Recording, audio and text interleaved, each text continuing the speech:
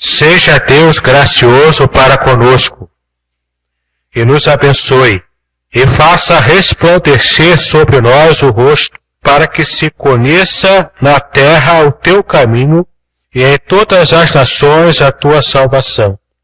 Louvem-te os povos, ó Deus, louvem-te os povos todos, alegrem-se e exultem as gentes, pois julgas os povos com equidade e guias na terra as nações.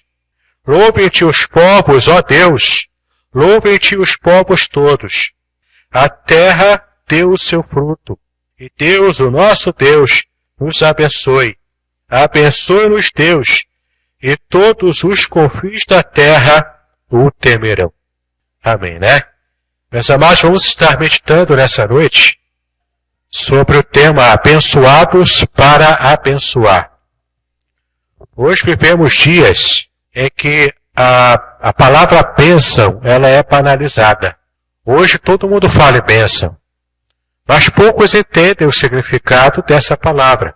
Poucos de fato entendem o princípio bíblico que nós vamos ver nessa noite, de o quanto é importante eu estar disposto a abençoar alguém primeiro, para que depois também eu seja abençoado. Esse Salmo 67, ele fala justamente sobre isso. Ele fala sobre a bênção de Deus para o seu povo. Mas antes disso, ele fala também de uma amplidão, de uma amplitude na visão do povo de Deus. O povo de Deus precisa ter a sua visão ampliada para que ele possa enxergar que não apenas a bênção está dentro dos arraiais das igrejas evangélicas, mas que a bênção está também aberta para todas as nações, para todos os povos. E este aqui é um dos salmos missionários que a Bíblia nos oferece. E a gente vai pensar sobre ele também hoje. Mas o contexto histórico onde esse salmo ele era cantado, ele é na verdade uma grande oração que era cantada pelo povo de Israel. E o contexto aqui era o contexto da colheita, da festa da colheita. Quando havia aquele tempo de colheita, onde o povo pudesse colher todo o fruto do seu trabalho durante o ano,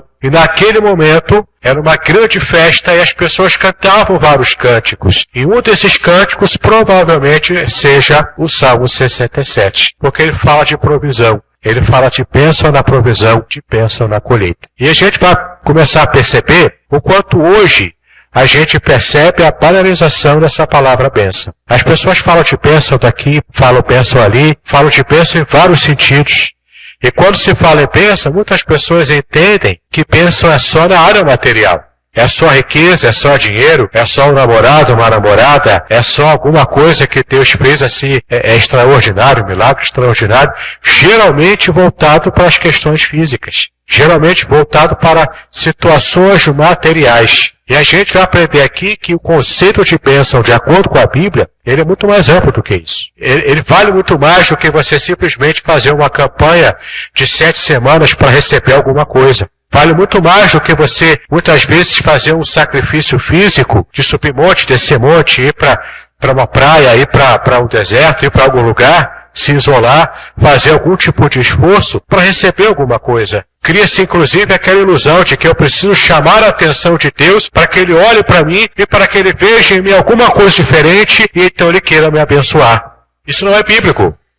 Isso é uma ilusão, isso não é bíblico. A Bíblia não diz que eu preciso chamar a atenção de Deus para que eu possa ser abençoado. A Bíblia só fala que eu preciso ter algumas atitudes para que, de fato, eu possa receber a bênção de Deus. Então, o primeiro critério que eu preciso entender para ser abençoado. E se eu for perguntar aqui para vocês, quem quer ser abençoado, todo mundo vai levantar a mão. Até eu, inclusive, vou querer pedir uma bênção para Deus. Se eu perguntar para você, quem de vocês aqui quer perder uma bênção? Ninguém vai se manifestar. Porque ninguém aqui quer perder bênção. Mas muitas vezes a gente não sabe ou não está disposto a pagar o preço desse tipo de relacionamento com Deus. E olha o que esse texto fala. Aqui ele faz uma referência a Abraão. Abraão que estava necessitado de uma bênção também. Ele estava totalmente perdido, adorando a deuses falsos, a Ur dos caldeus. Então Deus chama Abraão e manda que ele abandonasse tudo, porque a partir de Abraão, em Gênesis 12, você vai ver isso, a partir de Abraão, Deus abençoaria todas as famílias da terra. Então é preciso que Abraão tomasse um passo, desse o primeiro passo, para de fato fazer a diferença na sua vida, fazer a diferença na vida de muitas outras pessoas, inclusive na vida de cada um de nós aqui. Porque a partir desse ato de fé e de obediência de Abraão, ele foi abençoado. E nós também fomos abençoados. Porque a partir desse passo de Abraão, nasceu o povo judeu. E a partir do povo judeu veio o Salvador do mundo, que nós vamos falar sobre isso mais à frente. E a partir do Salvador de todo mundo, nós hoje podemos ser salvos, podemos ser libertos. Como nós cantamos aqui, libertador, o Filho do nosso grande Deus. A partir desse primeiro passo de Abraão, porque Deus o chamou para abençoar. E ele abençoou e por isso foi abençoado. Observe agora como você pode fazer para ser abençoado por Deus e primeiro também abençoar vidas. Esse salmo explica para a gente isso. Veja o primeiro versículo. O primeiro versículo é o primeiro passo para que você seja abençoado por Deus. Seja Deus gracioso para conosco e nos abençoe. Em primeiro lugar, eu preciso contar com a graça de Deus. Quando o texto diz que Deus é gracioso para conosco, quer dizer que Ele age com graça. E muitas vezes a gente vai vivendo os nossos dias atropeladamente, tanta coisa para fazer, tanta luta para vencer, é o pão de cada dia, que a gente vai se esquecendo da graça de Deus que se renova cada manhã, quando eu abro os meus olhos, me levanto da minha cama e me preparo para o dia. É a graça de Deus se renovando sobre a minha vida. E quando a gente se esquece disso, quando a gente se esquece que é a graça de Deus que nos move, a gente perde aquela dimensão de ter um coração grato, de ter um coração agradecido ao Senhor. Então a gente precisa lembrar constantemente, todos os dias, que é pela graça de Deus que eu sou abençoado. Fala isso com convicção no seu coração e não se esqueça. Nós, seres humanos, nada podemos fazer. É só pela graça de Deus que nós podemos alcançar a bênção do Senhor. E além da graça, Deus dá a graça para que alguma coisa aconteça. Ainda no versículo 1. Seja Deus gracioso para conosco e nos abençoe, e faça resplandecer sobre nós o seu rosto. Essa expressão é interessante. Resplandecer o rosto tem um significado muito forte na cultura hebraica antiga. É uma forma judaica antiga de falar o seguinte, que Deus sorria para mim. Resplandecer o rosto é sorrir. Você consegue muitas coisas quando o seu rosto está resplandecido. Quando você sorri para as pessoas. Você consegue, muitas vezes, quebrar barreiras emocionais do outro quando você consegue sorrir para essa pessoa. Então, quando o texto fala que Deus resplandeça o seu rosto para nós, o texto está dizendo que Deus sorria para nós. Que Ele esteja com o seu sorriso demonstrando aprovação pela minha vida. Com isso, a bênção vai chegar. Então, que a graça de Deus seja perfeitamente experimentada em nosso meio. E além da graça de Deus, que o sorriso de Deus, a aprovação de Deus, a presença do Senhor esteja presente em nosso meio. Na minha vida em particular, na sua vida em particular e no meio do seu povo reunido em adoração. Que a graça de Deus, a presença de Deus, a aprovação do Senhor esteja aqui em nosso meio nessa noite. É o nosso pedido, é o nosso desejo, é o nosso anseio. Porque, meus queridos, se não houver graça de Deus, se não houver presença de Deus, a aprovação do Senhor, de nada adianta estarmos aqui. Eu vou estar sentado nessa cadeira acolchoada, eu vou estar aqui gozando das bênçãos de estar junto com os irmãos, mas se Deus não estiver agindo nesse meio, nosso meio, vai ser apenas um encontro social. Nós não estamos aqui para fazer encontros sociais. Embora os encontros sociais fazem parte também da adoração, é a comunhão com os irmãos. Mas muito mais do que a comunhão com o outro, eu preciso ter comunhão com Deus. E é o que o versículo 1 continua dizendo. Que Deus seja gracioso para conosco, que nos abençoe. Que Ele faça resplandecer o seu rosto sobre nós, para que se conheça, o versículo 2, para que se conheça na terra o teu caminho e em todas as nações a tua salvação. Olha que interessante que o texto diz.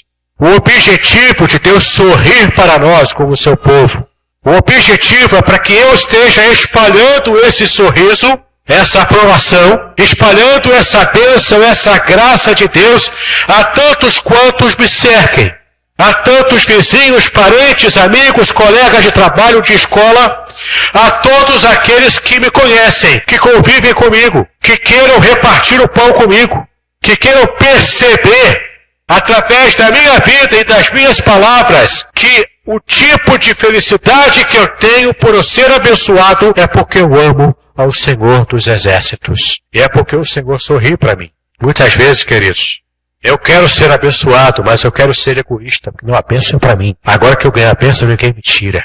Ninguém mexe mais comigo. Além dessa deturpação, ainda há deturpação de só pensar em bênçãos para o seu próprio deleite egoísta. Eu soube de um pastor conhecido, não vou dizer o nome, mas se você procurar na internet você vai achar. Pastor conhecido. Que ele estava passando com seu carrão do ano, diz ele que é 90 km por hora, com o braço assim por fora da janela, com óculos Ray-Ban, caríssimo, ele ostentando a sua riqueza, e passa por ele um carro melhor do que o dele, a mais de 100 km por hora. Ele olha para aquele carro e ele faz uma oração, segundo ele. Senhor, não deixe que o ímpio tenha um carro melhor do que o meu. Me dá um carro melhor do que o dele, para que eu possa correr mais, para que eu possa ostentar mais. Tiago diz em sua epístola que se você pediu e não recebeu, é porque você pediu mal, para gastar com seus próprios deleites, para ostentar uma riqueza que você não precisa ostentar. Que Deus seja gracioso para conosco, que Ele nos abençoe, para que eu possa, através da minha bênção que eu recebi, poder reparti-la com os outros. Poder falar do amor de Deus, das maravilhas do Senhor para outras pessoas. O texto diz que Deus se revela para nós, que Deus se revela para a sua igreja, para o seu povo. Deus se mostra para a gente. Deus tem prazer em mostrar a sua face sorridente e feliz para nós. Se você for abrir rapidamente lá em Hebreus, capítulo 1, do versículo 1 ao versículo 4, você vai ver aqui um processo de revelação de Deus para o seu povo ao longo da história. Hebreus, capítulo 1, de 1 a 4, que fala o seguinte: havendo Deus antigamente falado, muitas vezes e de muitas maneiras, aos pais pelos profetas, e a nós, falou-nos nesses últimos dias pelo Filho, Jesus Cristo, a quem constituiu o herdeiro de tudo, por quem fez também o mundo, o qual, sendo o resplendor da sua glória e a expressa imagem da sua pessoa, e sustentando todas as coisas pela palavra do seu poder, havendo feito por si mesmo a purificação dos nossos pecados, assentou-se à destra da majestade nas alturas, feito tanto mais excelente do que os anjos, quanto herdou mais excelente nome do que eles. Você percebe aqui a revelação máxima de Deus, para nós como povo dele, e para as nações que estão lá fora, para as pessoas que estão perdidas lá fora, escondidas nas trevas desse mundo. Deus se revela para nós em Cristo Jesus, que é a sublime manifestação da glória de Deus.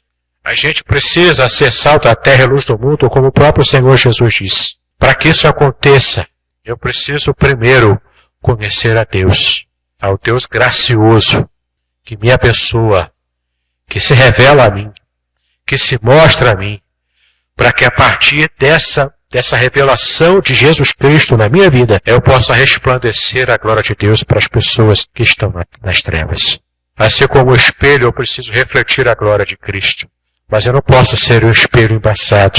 Eu não posso ser um espelho sujo, porque se eu for embaçado e sujo, eu não vou estar refletindo com fidelidade, com pureza, a glória do Senhor. Para que o mundo veja a glória de Cristo como ela é, pura, santa, a igreja precisa ser pura e santa para refletir com fidelidade essa glória. Porque o mundo só conhecerá o Senhor Jesus se a igreja tiver coragem para romper os seus padrões, romper toda a sua religiosidade, romper o seu jeitinho constante de sempre fazer desse jeito, romper tudo isso e conseguir ir lá fora onde o perdido está. A gente tem invertido muitas vezes a mensagem do Senhor. O Senhor disse, ide por todo mundo e prega o Evangelho. E a gente fica sempre repetindo, venha pecadores, porque aqui você vai receber a bênção. A gente precisa ir. A palavra igreja em grego, eclesia, vem de duas palavras gregas. Ek, que é uma preposição para fora. Eclesia, chamados, vem de kletos, chamados. Igreja significa chamados para sair, chamados para fora.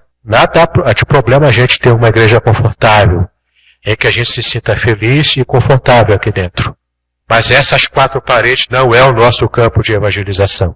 O nosso campo de evangelização é chegar às nações. E as nações estão lá fora. O texto fala para nós que a igreja tem um propósito missionário, porque Israel tinha um propósito missionário. Israel falhou nesse propósito. Deus quis alcançar o mundo através de Israel como nação que fosse um exemplo para as outras nações. Nesse sentido, Israel falhou no seu propósito. Mas Deus fez com que Israel não falhasse no sentido geral, porque foi de Israel que veio o Messias, que veio Jesus Cristo. Em Cristo, a luz de Deus brilha nesse mundo de trevas. E hoje a luz de Cristo tem que brilhar através da sua igreja. Nós somos essa luz do mundo. O mundo que está se deteriorando a cada dia. E a igreja precisa acordar para isso. Ela precisa se levantar e pregar a palavra com ousadia, com poder, com autoridade. Porque olha o que fala o versículo 2 ainda. Para que se conheça na terra o teu caminho e em todas as nações a tua salvação. Olha o propósito aqui. Toda a terra, todas as nações da terra precisam conhecer o caminho de Deus. O que é o caminho de Deus? É a forma de pensar, de agir, é a visão de mundo de Deus. Quando a Bíblia se refere aos caminhos de Deus, é o jeito de Deus entender o mundo que Ele próprio criou. É como Ele sabe que o mundo funciona. E quem detém esse conhecimento hoje? A Igreja de Cristo, que precisa pregar o modo de vista de Deus, o modo de andar, de conduzir a sua vida. Porque o mundo está tão perdido que o mundo anda cantando aí, que eu deixo a vida me levar. Vida leva eu. Ele vai andando a trancos e barrancos, ele vai andando como a vida vai se oferecendo para ele. Só que essa não é a visão que a igreja tem. E a igreja falha se ela não consegue espalhar essa visão para alcançar as pessoas lá fora. A igreja tem uma visão de mundo, ela anda nos caminhos de Deus. Por mais difícil que seja hoje você pregar os caminhos de Deus, a igreja não pode se calar, porque se ela se calar, o mundo vai se deteriorar cada vez mais. O mundo só não está pior porque a igreja ainda está aqui. Só que a gente não pode se acovardar, a gente não pode ficar calado. Nós temos que mostrar para esse mundo a luz do Senhor. E além disso, para mostrar os caminhos do Senhor, nós também somos agentes de revelação de Deus da salvação. E a palavra hebraica para salvação que aparece aqui no texto original é a palavra Yeshua. Adivinha só, é o nome de Jesus. Porque o nome de Jesus significa Salvador. Significa a salvação de Jeová. A salvação de Yahvé, a salvação de Deus. E se você for ver lá em Mateus 1:21, você vai ver isso. Mateus 1:21 fala, e dará à luz um filho, quando foi profetizado sobre o nascimento de Jesus Cristo. E dará à luz um filho, e chamarás o seu nome Jesus, hebraico Yeshua, porque ele salvará o seu povo dos seus pecados. O povo de Israel estava escravizado por um império romano pagão, um império completamente usurpador, machucava o povo, maltratava o povo. Alguns grupos de Israel no primeiro século, essênios, se levantaram, os zelotes, aliás, se levantavam para pegarem armas e diziam, temos que libertar Israel desse opressor que é Roma. Queriam buscar pelo jeito humano, pela violência, trazer a libertação para Israel. Mas quem é que disse para a gente que o jeito revolucionário humano traz a libertação para o mundo? O texto de Mateus 1:21 fala isso para a gente. Naquele contexto de luta, de guerra, naquele contexto de opressão dos pobres, a solução que Deus dá não é a solução da guerra, não é a solução de pegar espadas, é uma solução diferente. Ele vai no âmago da questão, ele vai lá no cerne do maior problema da humanidade, que é a solução para o pecado. O texto bíblico diz que ele veio para o mundo para salvar o povo dos seus pecados. Muitos confundiram isso, acharam que era só uma libertação política. Mas Jesus veio trazer a salvação real, a libertação real, que ela acontece aqui dentro do nosso coração. E sabe quem tem essa mensagem para falar ao mundo lá fora, que ainda está em trevas, ainda está perdido, tateando no escuro? É a igreja. A igreja tem essa palavra para falar para as pessoas. E por que não falamos? Porque preferimos falar de bênçãos materiais, fazer campanha disso e daquilo, e cada campanha mais idiota do que a outra, me perdoe. E por que a gente faz tudo isso e não consegue pregar o evangelho puro e simples de Jesus Cristo? Veja aqui ainda o que o texto continua falando. Agora vamos lá para Lucas 19, versículo 10. Lucas 19, versículo 10. Porque o Filho do Homem veio buscar e salvar o que se havia perdido. Porque o Filho do Homem veio buscar e salvar o que se havia perdido. Não tem salvação para o mundo se Cristo não for pregado. Não há como as nações conhecerem o poder de Deus se a igreja se calar acerca do Salvador do mundo, que é Jesus Cristo Senhor. Glória para Ele eternamente. Amém. Nós não podemos nos calar, queridos. Nós temos que falar para o mundo. Salvação só em Jesus. Versículo 3 do Salmo 67, voltando para ele. Versículo 3. Louve-te os povos, ó Deus, louve-te os povos todos. Como que os povos poderão louvar o Senhor se não conhecem o Senhor? Como ouvirão se não há quem pregue? Então, para que os povos possam louvar ao Senhor, é preciso que a igreja fale desse Senhor para que os povos conheçam e possam adorá-lo. John Piper, ele afirmou no seu livro Alegre-se as Nações, ele disse, missões existe porque a adoração não existe. Missões existe porque o mundo ainda não adora o Senhor. Porque o dia que o mundo inteiro adorar ao Senhor, não há mais necessidade de pregar o Evangelho. Mas o mundo não está adorando o Senhor ainda, está? Você olha, liga a televisão, você vê cada vez mais as guerras acontecendo. Você vê mais ainda a gente se matando. Você vê a idolatria se espalhando nesse país e no mundo inteiro. O mundo não adora o Senhor. Então, porque o mundo não adora o Senhor, a igreja precisa fazer missões, precisa pregar, porque se não pregar, o mundo continuará não adorando o Senhor. Versículo 4. Alegra-se e exultem a gente, pois julgas os povos com equidade e guias da terra as nações. Quer ver o outro motivo pelo qual a gente deve adorar o Senhor? Porque Ele guia as nações. A gente deve se alegrar com Ele. A gente deve exultar pela grandeza de Deus, porque Ele é juiz governante sobre a terra. E também porque Ele é o pastor que guia essas nações com justiça, com equidade, com poder e grande glória. Versículos 6 e 7. A terra deu o seu fruto, e Deus, o nosso Deus, nos abençoe. Abençoe-nos, Deus, e todos os confins da terra o temerão. Esse salmo termina falando de algo importantíssimo que nós precisamos aprender. Nós temos que ser dependentes de Deus em tudo. Não há lugar para autossuficiência quando estamos diante de um Deus todo-poderoso, que se revela a nós, que se mostra feliz com a nossa vida. Quando temos intimidade com Ele, o Salmo 25 diz que a intimidade do Senhor é para aqueles que o temem, aos quais Ele dará a conhecer a sua aliança. Para quem tem intimidade com Deus, para quem conhece o Senhor, para quem anda com Deus, não existe lugar para a autossuficiência guardada no coração do adorador do Senhor. Porque o adorador do Senhor depende de Deus para tudo. Eu não dependo do meu salário. Se eu dependesse, eu estava numa situação complicada. Eu não dependo só do meu salário. Eu não dependo daquilo que eu construí ao longo da minha vida. É importante, mas eu não dependo disso. Eu dependo da graça de Deus agindo sobre a minha vida. Então conheça o Senhor, louve o Senhor, adore o Senhor. Espalhe, fale sobre o Senhor, seja apaixonado pelo Senhor. Pregue a palavra de Jesus, a palavra que salva para o mundo perdido, com coragem, com intrepidez, com ousadia espiritual do Senhor. E no final de tudo, mostre para as nações que você depende do Senhor. Se você conseguir fazer isso, se eu conseguir fazer isso, eu vou estar sendo um canal de Deus para abençoar as outras vidas. E quando eu abençoo as outras vidas, o Senhor também me abençoa. Você crê nessa palavra? Se você crê nessa palavra, guarde-a no seu coração. O Senhor está te falando nessa noite, que Ele quer ser adorado por todas as nações. E nós, como igreja, precisamos ter a visão ampla, aberta, para falar de Jesus Cristo para todas as nações. Que Deus nos abençoe, querido. Que Deus abençoe a sua vida nessa noite. Você que nos visita nessa noite, que de repente ainda nunca ouviu falar do Senhor Jesus, essa é a noite em que você ouviu falar dele. E você pode hoje ter uma experiência diferente ao conhecer o Senhor Jesus. Ele é o teu Salvador. Ele é aquele que trouxe salvação para o mundo. Ele é o único que pode libertar você de todas as amarras da sua vida.